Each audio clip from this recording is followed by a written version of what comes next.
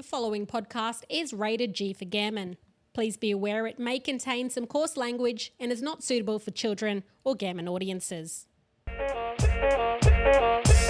true God. Seriously? Say true God. God. Always say true God. Seriously?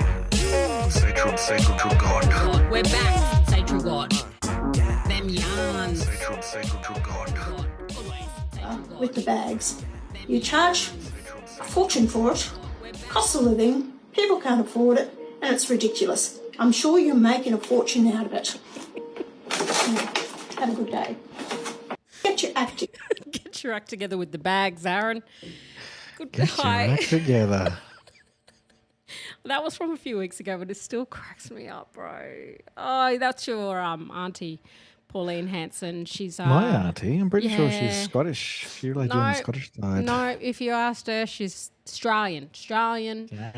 Anyway, welcome to Them Yarns. If you're just tuning in for the first time, oh my God, you need to go back and listen to a couple of episodes with, I think I want to go back to CJ instead of Carly. Oh, okay. You don't like CJ, you don't like Carly anymore. You're Carly CJ. feels like 40. Do you know what I mean? Like I'm not ready for it yet. old. How do you? Maybe what's my middle name this week? We have to kick off with the middle name guessing. Let's go Carly. Yes. Carly. Oh, I thought about this, and I think it's Carly Michelle. You didn't. First of all, you didn't think about it. You only ever think about it just as we're about to say it. I was thinking about it as I said. I'm thinking about this. That's the time I thought about it. I think I might have already said Michelle. Not Let Michelle. me again. Okay. Carly Marie. Nah, it's not an M. Damn it. Yeah, one chance. Not an M. Yes. One chance per episode. So many names starting with M. That's Yeah. so good. That's such a good hint. Thank you. Yep, no M's, so keep working your way through that.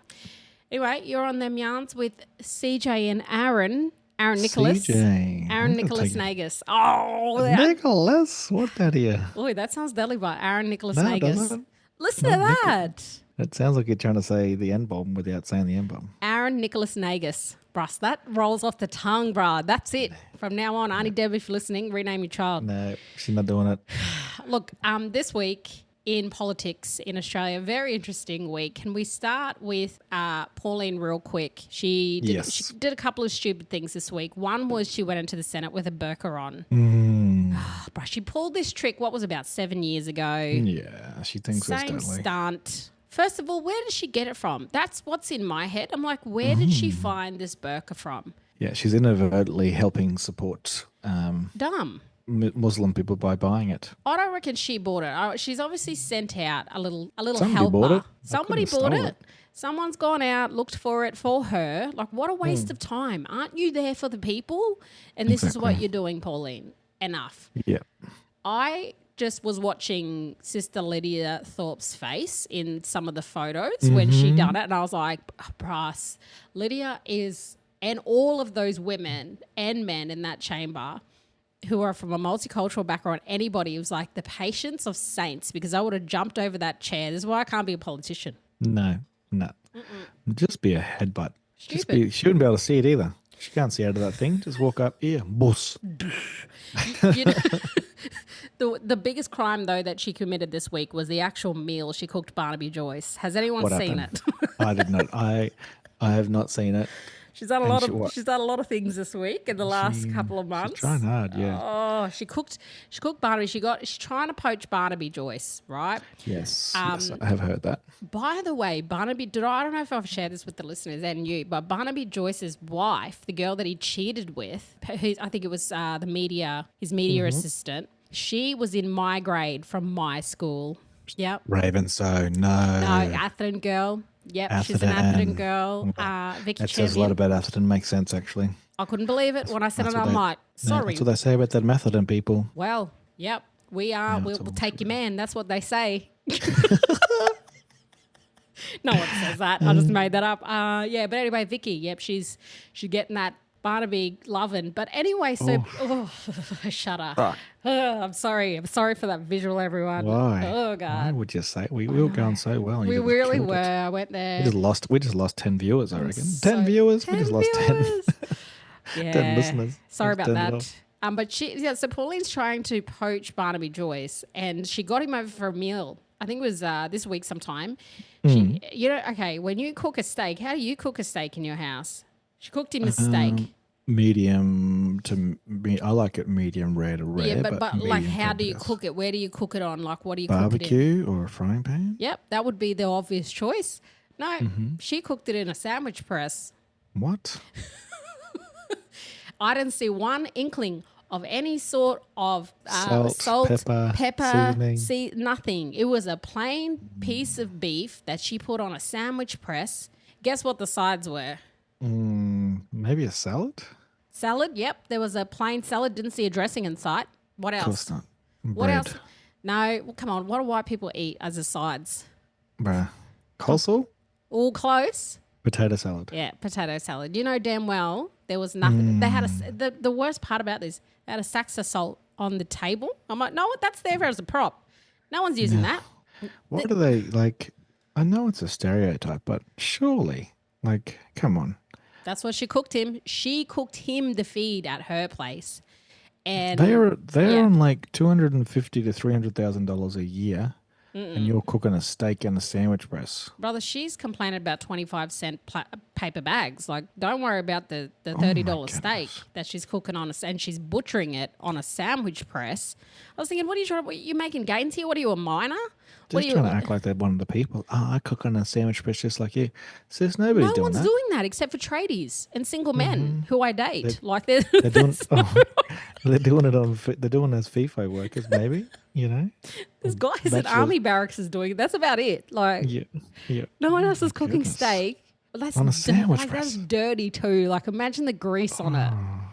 Like, it's not a George Foreman. Like, we're not talking George Foreman 90s days here. I love George Foreman's. Yeah, see? Good old days. Everyone knew what that was. That's different. This was not a George Foreman. This was a straight up sandwich press that she's cooking an unseasoned piece of beef on for the most unseasoned piece of beef politician you've ever seen in your life, Barnaby. Yeah. Anyway, lad. crimes against humanity. That's the Australia, brother. They're both crimes against humanity. And they get paid a lot of money to represent Australians, and neither of them do that much. Well, she's excited though because at the moment she's polling very well. Yeah, it never lasts because she has no actual policies, and it's just ignorant people who are tired of the Liberal Party, and they're like, oh, the majors are done. Don't vote for Labor or for Liberals. We only vote for Pauline because she represents Australia. Yeah. Meanwhile, if you actually check her voting history, she doesn't represent you drungos. Like, she literally... She's literally voting for big business. She's literally just, liberal light, and then says some racism stuff, and you're like, she says what she thinks. I'm like, yeah, I can do that too. We can all do that. Don't you worry about that. I feel like that meal is just it's the epicenter of what they're trying to protect as Aussie culture. Like, is that it? Is that what you're out here trying to protect? Unseasoned meat. All sandwich cooked, presses. Unseasoned meat. Like, when they talk about salad from a bag and we've got to packet. protect Australia. Like, that's it. That's exactly what they're talking about. Packet potato salad. Oh, brother, sad times.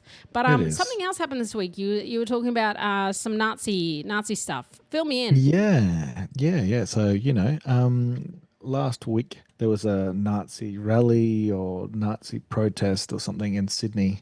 Firstly, they applied for this and the police let it happen. So firstly, I want to point out, New South Wales police knew that there was a Nazi rally about to happen, did nothing to stop it, let it go ahead, and then didn't respond until everybody was like, WTF, who's letting Nazis start and do this? And all of a sudden, we got to have some accountability. They followed the rules. They put the applications in. They did nothing legally wrong. The police were like, yeah, let them go. We know they're organised. We know they're organised. We know they're a red flag. Yeah. And then the hilarious thing. So, just so if you're not aware, the March for Australia rallies were started by a lad named Thomas, who is a Kiwi neo-Nazi who comes over here and runs the National Socialist Network, which now have called themselves White Australia. It wasn't a big jump at all. They're trying to get into politics. So they've been getting very active since the March for Australia rallies. And so they're anti-immigration. One of the fools that was sitting there with an anti-immigration sign is not even a citizen. He's South African. And now he's being deported. It's just so dumb. Like, It's I'm so glad you're white. You're not dumb. Australian. Like, just because you stand with the White Australia Party doesn't mean you're Australian. You're getting Wow. deported. So is he South Goodbye. African? Yes, South Yeah, there we African. go. He's an Afrikaans speaker. Oh yeah.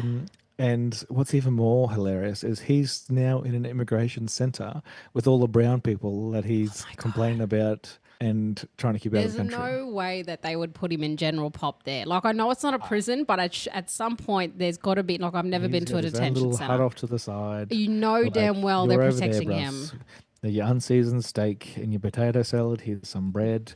Just stay there. Yeah. Don't say nothing because we got 5 security guards and none of them going to be able to protect you if this mob find out what you do. Oh, he's in the boneyard of the detention center. I don't know what that is, where, like, Yeah. what the equivalent is, but he'd be in there and he'd be a protected species. Definitely. That's shameful. Especially by some of the mob. So he's some of the going security back. guards. Yeah. So he's getting sent back to South Africa, which is amazing. What is sad, and the reason why I wanted to raise this and have a yarn about it is they started a GoFundMe for him, which raised 20 something $1,000 last time I checked. And all the social media reports that I've seen, and I know, the algorithm only shows us what makes us angry, but every article about him being deported, and every article about another one's been arrested for rape and death threats of a New South Wales minister. Another one's been arrested for assaulting women. So they're trying to crack down on them now that they realise they've done the wrong thing. But all these people are in the comments, and they're probably trolls. They're probably right-wing trolls, but they're saying, so an African man can cut somebody up with a machete and not get deported, but a white man speaks his mind and then he gets deported. And I was like, What do you even say it about says that? more about you that you're more worried about one single criminal Yeah. than you are about somebody who literally wants Australia to be white. You know what I mean? Yeah. We're talking about a systemic issue where this leads to young Aboriginal kids getting bashed up and killed by white bogans because they see this stuff on the news like, oh, that's normal now. We can bash the black fellas. Yeah. This leads to the Chinese people getting bashed on trains in Sydney. It leads to, Muslim women getting harassed for wearing a hijab because that's what white supremacy leads to. Yeah. An African fella with a machete is terrible. I'm not supporting that, but you don't even know if he's an Australian citizen. This picture that they're posting, like this one picture they're posting, you don't know if he's an Australian citizen, and two, like it's not comparable. I've seen lately that I think it may be the 20-year anniversary of the Cronulla riots. I think it's 20 years. It's got to be either be like 15 or 20 years. So it's making a bit of a resurgence back in the media around when that happened. And I'm like, that's 20 years ago. But if you click now, it's like, no, that's like now. Like, yes, it's not that extreme right now. But if you look at the Camp Sovereignty attacks that happened by the leader of this group that you're talking about, that was charged. I don't know if he's actually been released. I think he's been released from jail and hasn't been charged for certain things for that. So, or convicted, should I say. So, like there's these things happening all the time, but those race riots that happened, that's what they were. They were race riots. I don't know if you've seen any of it. It's the 20th anniversary is next month on the 11th. Yeah. It's because I've seen a couple of like documentaries now. I know 60 Minutes has done, like they're doing one. I've seen one on ABC of like, I was there when it happened, and just recounting people's stories of like, they didn't think, it's just like a bunch of local guys from the beach who are sick of people coming down here because, they were saying at the time, I think Muslim men were coming down and harassing the girls. Meanwhile, the Beach Boys were doing the same thing, but because other people were coming down and doing the same thing, it was like, this is so wrong. And then the cops and everyone didn't really take it seriously. And I think it's that thing that you're talking about is like, this gives people agency. Like when you let one or two things happen, and then there's a group of like white boys that are getting together drunk, aggressive, flags waving, flags being used as capes. That was really the first time we saw that level of like white Australia aggression in that modern day age that was very public and just accepted. And then obviously it went for like days on end. If you don't know what we're talking about, just Google Cronulla riots. It happened 20 years ago on at the Shire, they call it. It's a very kind of cut off part of Sydney, which is, I think it's like one of the last beaches of Sydney, and it's kind of out of the way.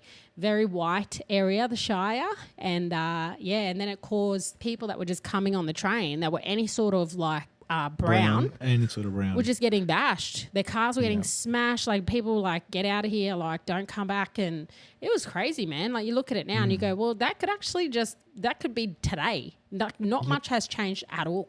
Yep. So it was December 11th, a Sunday. People were at Sunday sessions. Yeah. And then they just literally started going after anybody who had a Middle Eastern appearance, because apparently like some Lebanese men had sexually assaulted a girl at the beach or something. That was the yarn. Yeah. So it was all anti-immigration, like people like Alan Jones on the radio just stirring up racial hate about immigration and Lebanese people taking over Sydney and blah, blah, blah. Meanwhile, like the Lebanese were a really small population of the multicultural population in Sydney, but obviously they had a reputation for, whatever they had the reputation for. And then, they just literally, they bashed an Afghan, they bashed anybody that had a Middle Eastern appearance. I think there were even like Pakistani fellas. Like, two Pakistani lads got their cars stomped in. Yeah.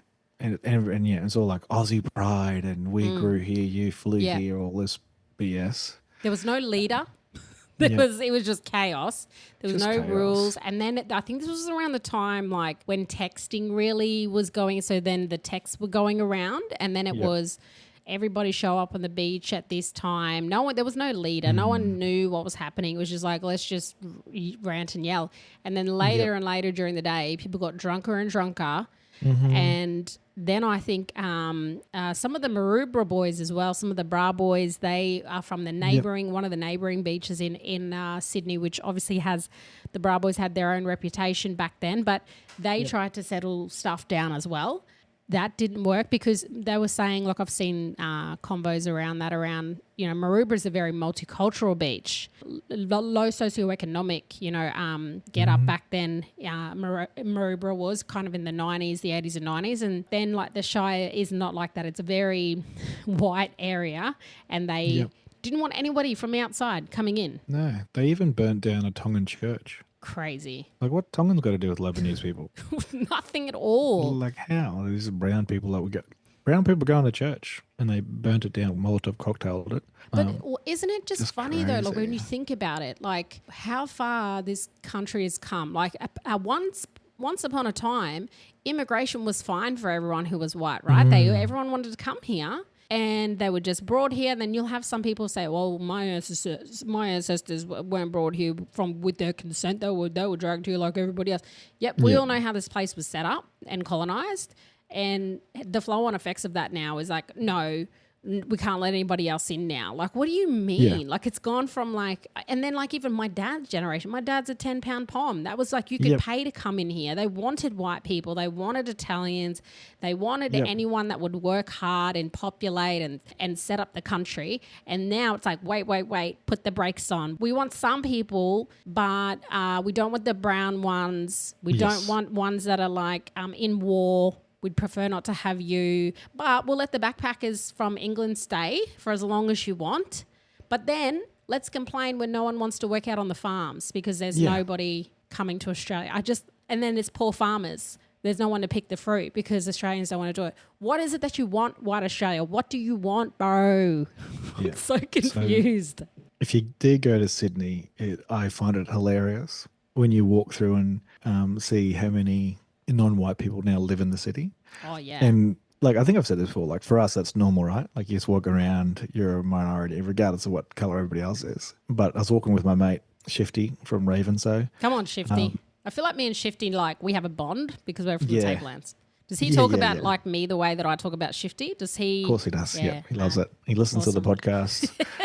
So we're walking through, and I was talking to him. I was like, I can see why you white people are worried about immigration. He just started laughing. He's like, yeah, I've lived in Sydney long enough. I'm used to this. But he said a few of the Ravenso boys might not find that there's they would not handle it. Not handle it as well as he has. Yeah, even when like even when my family comes down, like they come to the city and they see the multiculturalism, and it makes people from the country so uncomfortable. It's like, this is actually just like completely normal, you mob. Like this is how people are living. And I saw Bob Catter, bless his heart. Can't be young about immigration without Uncle Bob from Lebanon. So so Bob Catter said this week, I saw him say, you know, all they want to come in, they want to come into Australia, and what you know, what are they going to do for jobs? They moved to the city. They moved to the city, and then what are they going to do for jobs? And I'm thinking, brother, like, have you ordered Uber Eats? Like, these mob out here hustling. Like, they got jobs. They got like 3 jobs. What are you talking about? That's right. They're driving Uber. They're driving. Yeah, that was a bad impersonation, by the way. That was better than I could do. Don't say that. No, Gavin. Yeah, keep going. Yeah. And they're delivering Uber Eats while they're doing all those other things. Like, it's crazy. Studying. Most of them are trying to study English. They drive Uber. They deliver Uber Eats. They're cleaners. I've met a lot of people who are cleaning these massive buildings that people work in the city. Like, most immigrant people I know have worked. They working their guts out. Yeah. Can I tell you, that's how I knew when Sunshine Coast started getting multicultural. When I first moved here, all the taxi drivers were white. Oh, wow. Like all of them. Like, this is 15, 16 years ago. I was like, there's not many non-white taxi drivers now. Yeah, right. Definitely changed. But when I first moved here, I was like, oh, okay. And I talked to a few of them because I have to catch the taxis when I go to the airport and stuff for work. You know, a bunch of them have moved from Sydney or moved from Melbourne. Yep. You know, like, much cheaper lifestyle, etc., which is weird when you think about, you know, how expensive it is to live on the Sunshine Coast. Still cheaper that's how I knew Sydney. that the tide had turned. Yeah. Like, even like my kids' school, like from the oldest child to the youngest child, the multicultural difference in the grades is so much different. That's only been like 9 years. Yeah.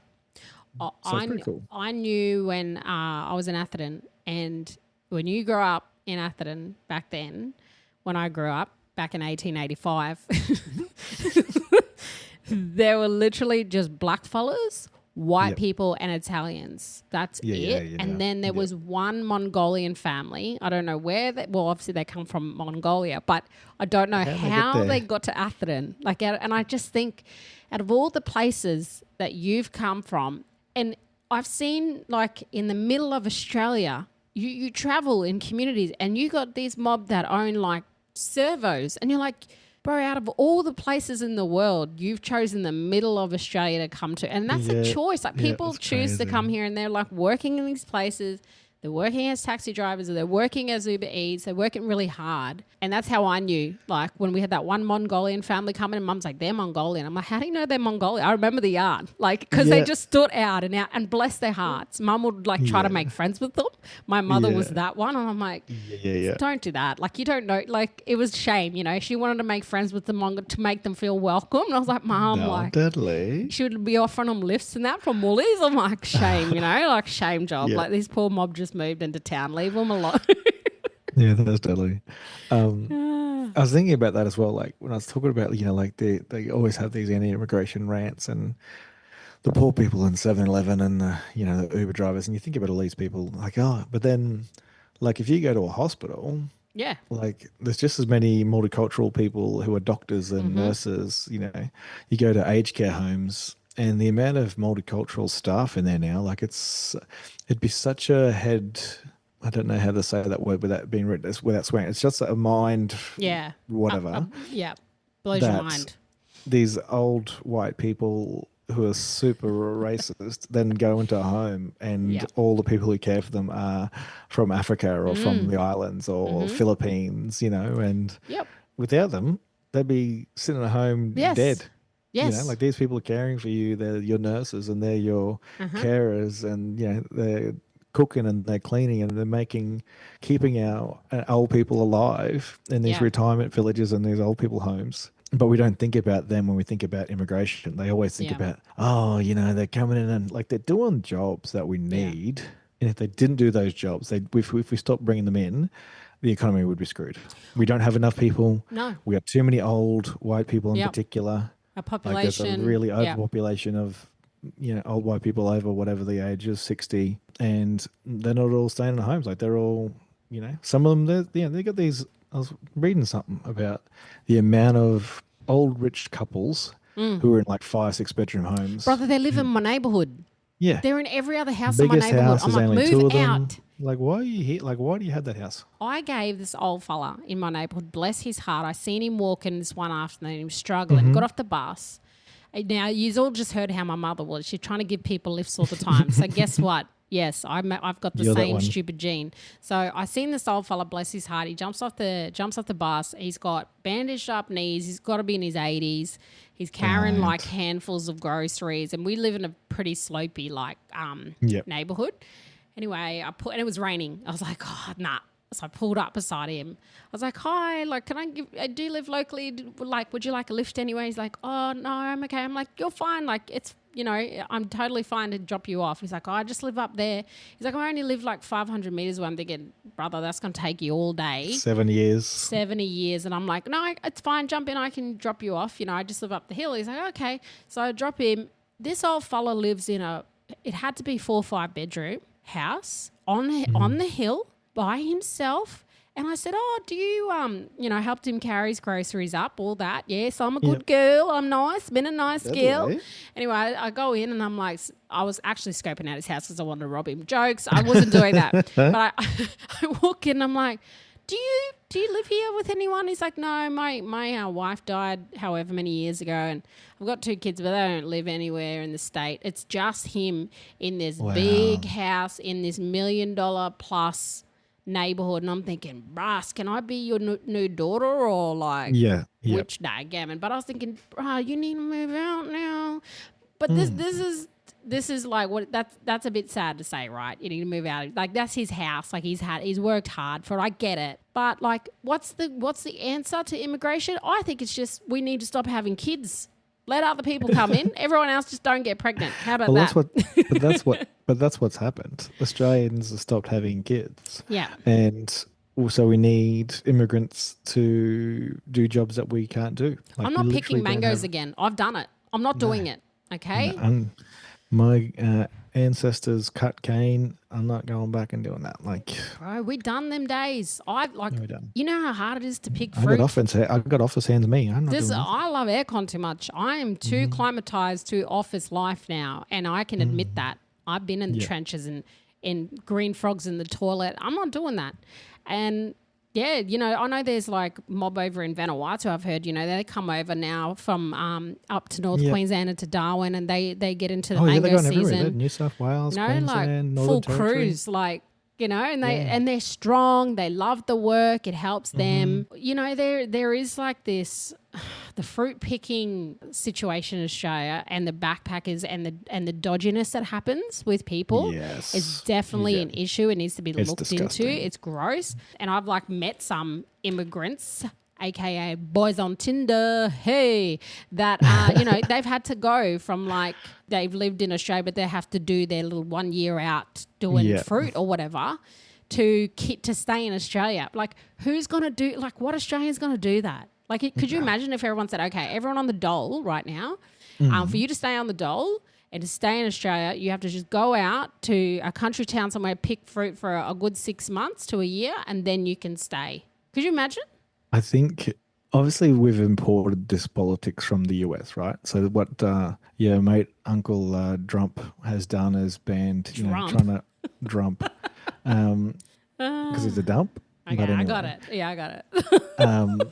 And so like all the Mexicans and South Americans, that weren't here legally or might have some sort of suspicious activity with their visas, they're all gone. Yeah. And so like farms are literally losing millions of dollars because, I mean, it's not great that they had to sneak into the country to do the work, but the whole thing is the US is built on that. Yeah. And so now they've stopped that. So all these farmers are like, farmers that voted for him were like, I voted for him 3 times.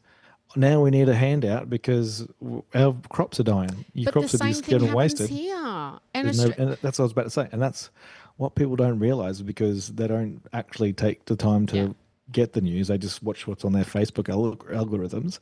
Is that the US is struggling. Farmers are struggling in the US now because they've cracked down on the one group of people who wanted to do the work. And so when people say, "Oh, we need to stop immigration," like, what fruit are you going to eat? Because you're not picking it. You can't grow it yourself. And they say the same. Pauline Hanson said the same thing this week. Bob Catter said the same thing.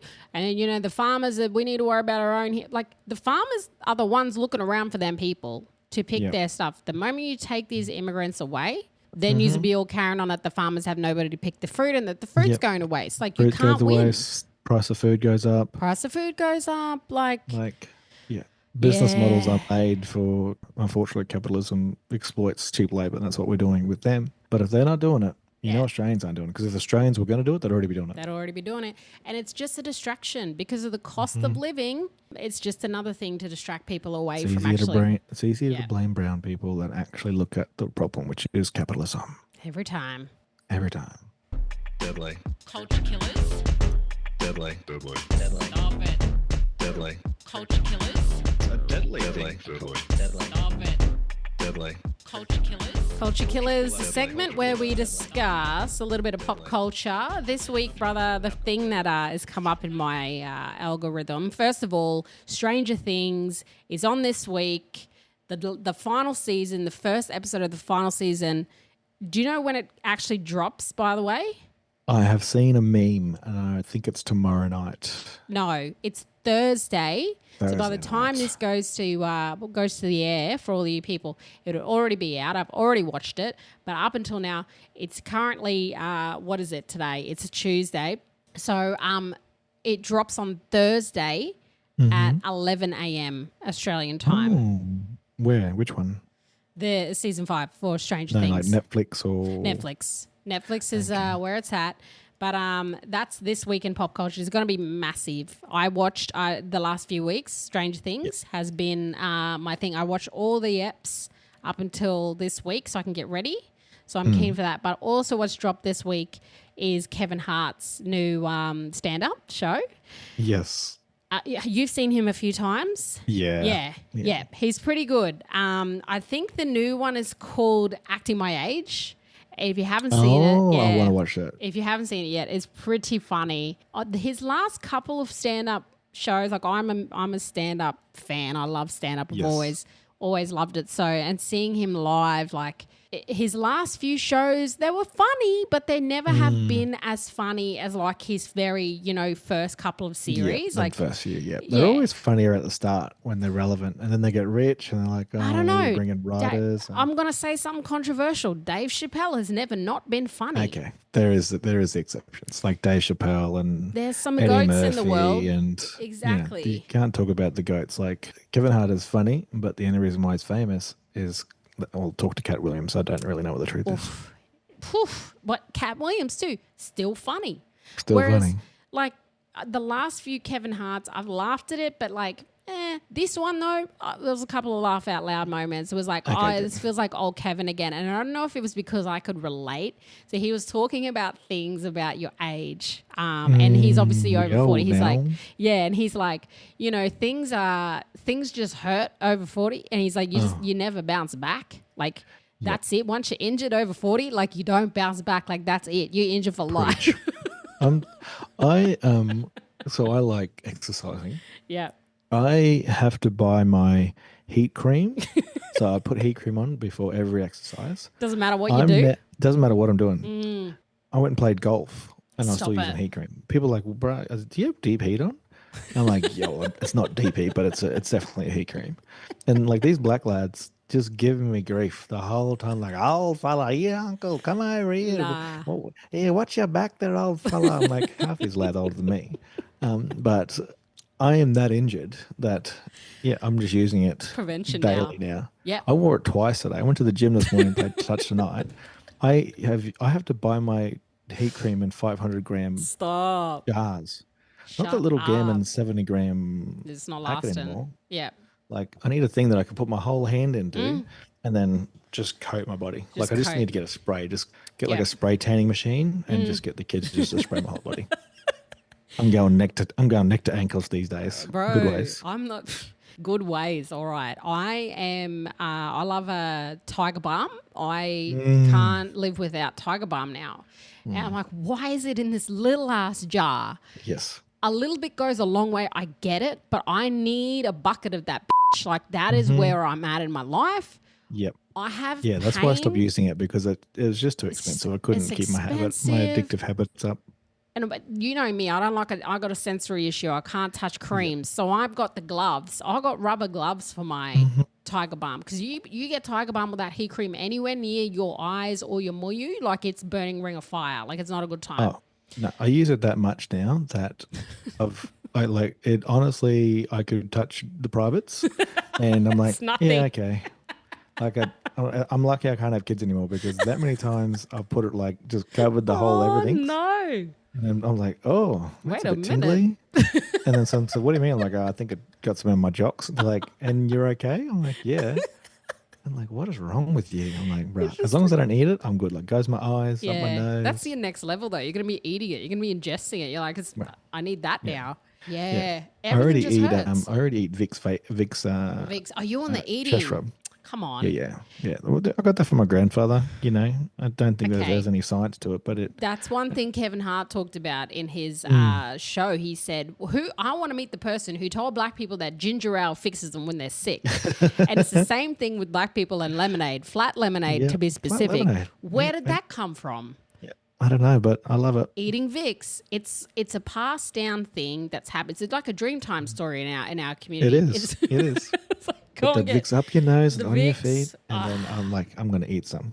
See? And so you're ingesting it now. Oh I'm my ingesting it. God. I'm pretty sure I'm giving myself cancer, but I don't get sick. I just, boom, that's good. It's sickening the things that just like you hit 40, especially 40. You know what though? It was a bit of a click, and I tell everyone, as soon as you turn 30, it's 30. Like it is like a switch. Things just start hurting for no apparent reason. And then come 40, you just automatically, like you just expect it now. Like I've got a sore knee. I don't know how this knee happened. Don't know. Yeah. It's been like this for months. I've not got an MRI. I've not got it checked. I'm just living with the fact that this is my knee and this is my life now. This is life now. Yeah. I've got Voltaren tablets. Do you have them? And yes. And Look at this. Look what I got here. Yeah, that's right. I got a knee brace right here on my desk. One of the reasons that you're very lucky that you took the teetotaler life is, you know, like when you're in your 20s, you can drink Monday, Tuesday, Wednesday, Thursday, Friday, Saturday, Sunday. You can do anything. Just go a week, just not even, without even trying, just getting up. You can eat any food. Let's go. Any food you want. You can eat anything. You're like, I'm not going to eat today. I'm just going to drink beers the next day. I'm going to have the biggest feed and keep drinking. Today, if you and I sat down and you're like, here, Aaron, like have some wine with dinner.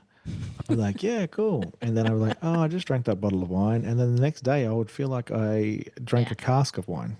And it's how many days to recover? 3, 4 minimum?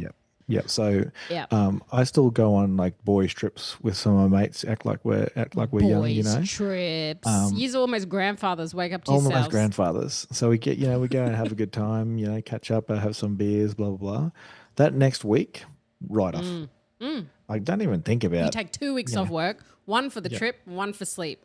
Yes, yep. You know, and we're talking like 2 or 3 nights. We're not going for like a long time. But by the day 3, I'm just like laying on the bed like, well, what are we doing with ourselves? Like, are we serious? Like, we're old now. Are we doing like, this? Come on, one more day. Get in there. I'm like, I'll have 2 beers and then I'm done. Yeah, see, that's just me after just a work trip. And I'm not even drinking anymore. Like, I go away for more than 3 days. I needed 3 days to recover from 3 days of just being on the road. My body hurts. Even now, like, I know it's stuck up. Like, I know it probably sounds like I'm ridiculous. I don't think I'm ever going to be able to travel internationally again with economy because of medical. Like, my legs, like, I have this issue and I've had it for years. I now know it as it's chronic pain. Like, this is my life. And if I sit for too long, throwing around too much when you're younger, throwing around to dropping it down, like drop down and get your eagle on, girl. Nelly, I blame Nelly. I blame Chingy. I blame all them because I was up there thinking I could flap around on the podium, not just on the dance floor, on the podium. You remember on the podium? Yep, you can account for that. So this is where I'm at now. My knees and my legs. Like, I don't even know. It's just chronic pain. And if I can't lay down after a certain amount of hours of sitting up, I can't walk. Like, I get to the destination and I've got a week of recovery just from flying. I'm just sitting. How am I getting injured from sitting? Yes. How is this my life?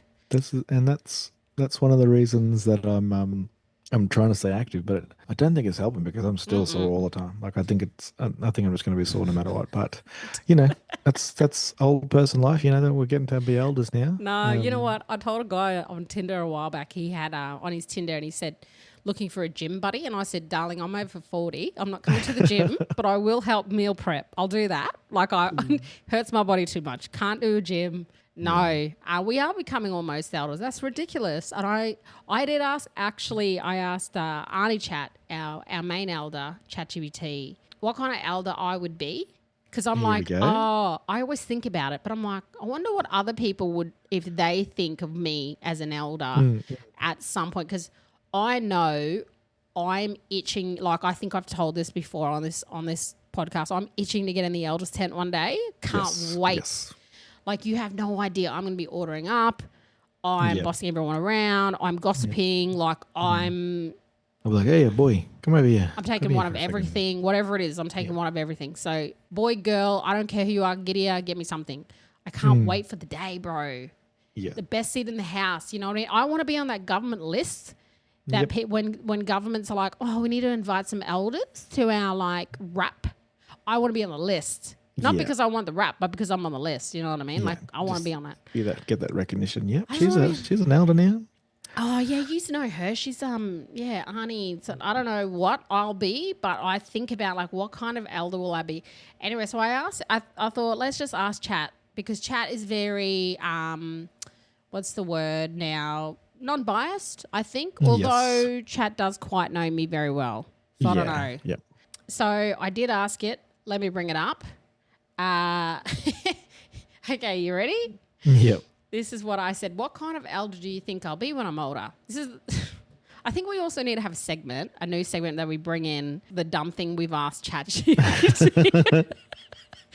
Because the things I've asked now, like, no one can, when I die, can you please make sure my chat history is, like, absolutely removed? Because it could either incriminate me or just make me look like a total creep. Speaking of, can I just touch on one more thing when, like, getting older? When I said you can eat anything, I know I'm old because I'm like, can't eat that. No, there's no way I can eat that spice. I'm gonna. And if I've got to plan out, like, where am I going? What's on the menu? I want to eat that. That'll be delicious, but I know it's got to mess my guts up and my hole. And I'm going to have to gonna in public. So that's also when you know I'm at the stage. You're definitely Arnie. I miss those days where I could just eat whatever and I didn't have, like, I had a gallbladder that could process the food that I wanted to eat first of all. Had kidneys that could process it. But look, this is what Chatty told me. It said to me, this is how it replies to me, by the way, Chat. I've given my chat a voice. Have you given yours a voice yet? You can set a voice mode for it. Level up your chat game. I haven't done that. Mine's an English man. I don't even sign in. I still use the free. Nah, man. I've leveled up with my chat. Like, my chat game. And Courage, can I just give a shout out to Courage, our loyal listener, our executive producer right now of Them Yarns. He is very anti-chat. He's like, no, not going to do chat, which I completely respect. So there's a lot of people that really are like, nah, not going to use it. I've leveled up. I've got a subscription.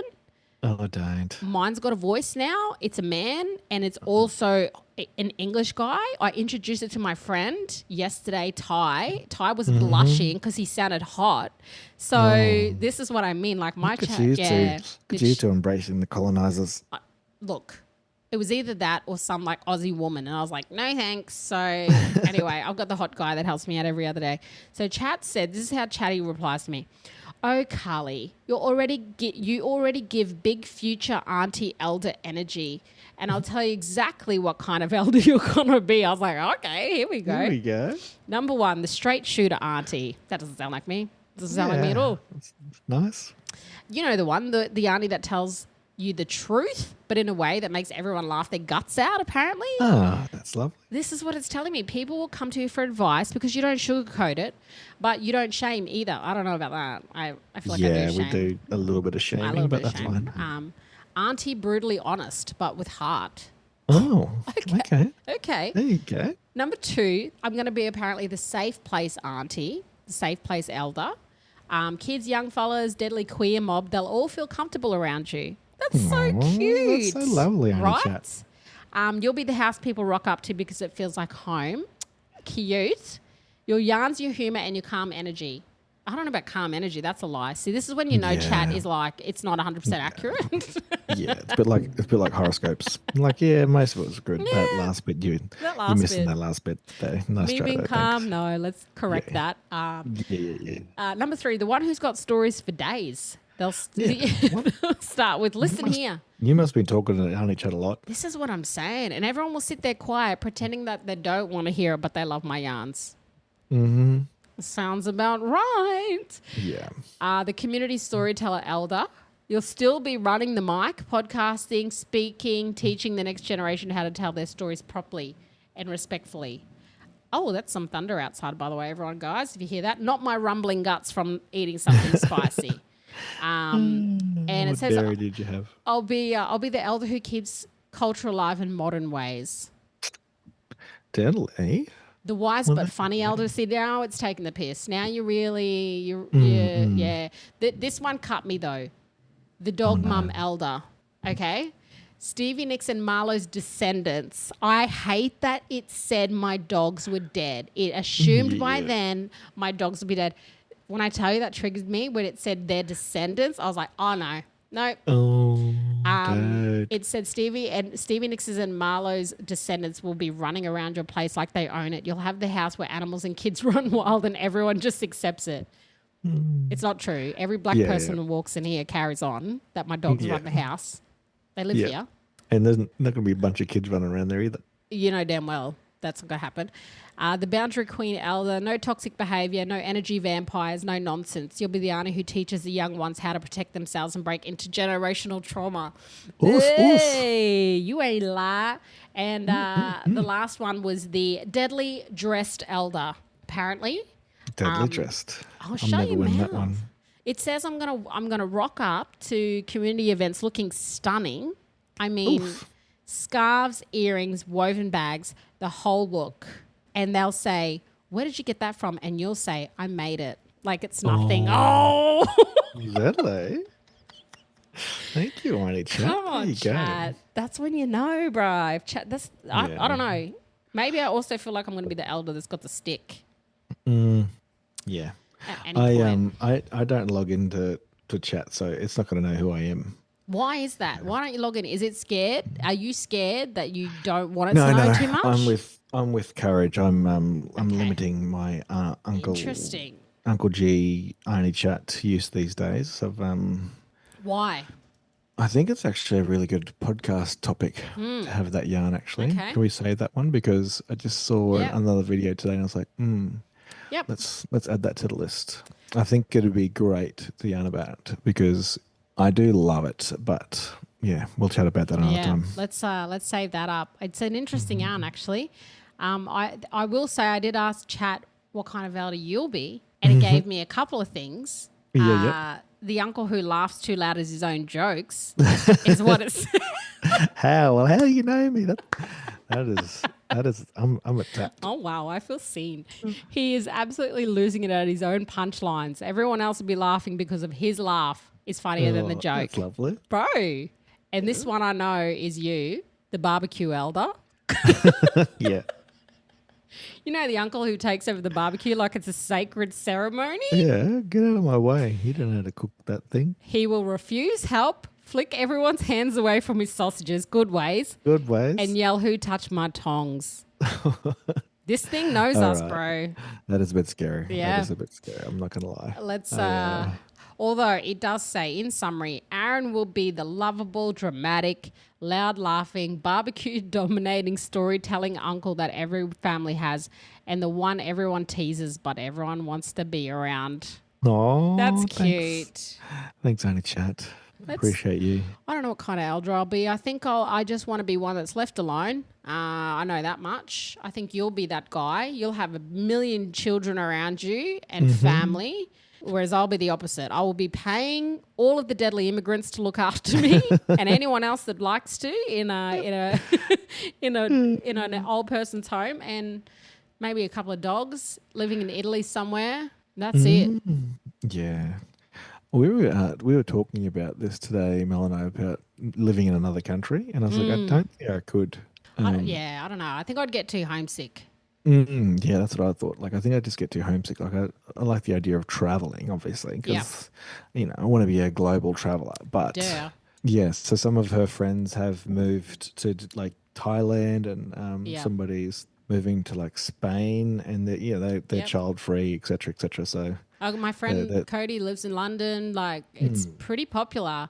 I just want to go and live in like Sardinia, in the mountains in Italy with some goats. I want to make my own tomato paste and I want to be left alone. But you know what? My family will still find me. They'll still find me on an island in the Mediterranean. They'll search you up on the public them yarns page. Every single time. I don't know what sort of elder I'll be. I do hope that some of that bit is true, but I guess only time will tell. I'm not far off. I'm not far off. Still got time yet, brother. We're still young. We're still young. We're not going to grow old yet, but we'll see you next week on them yarns, eh? Yes, sounds good. Yo. Yeah, well.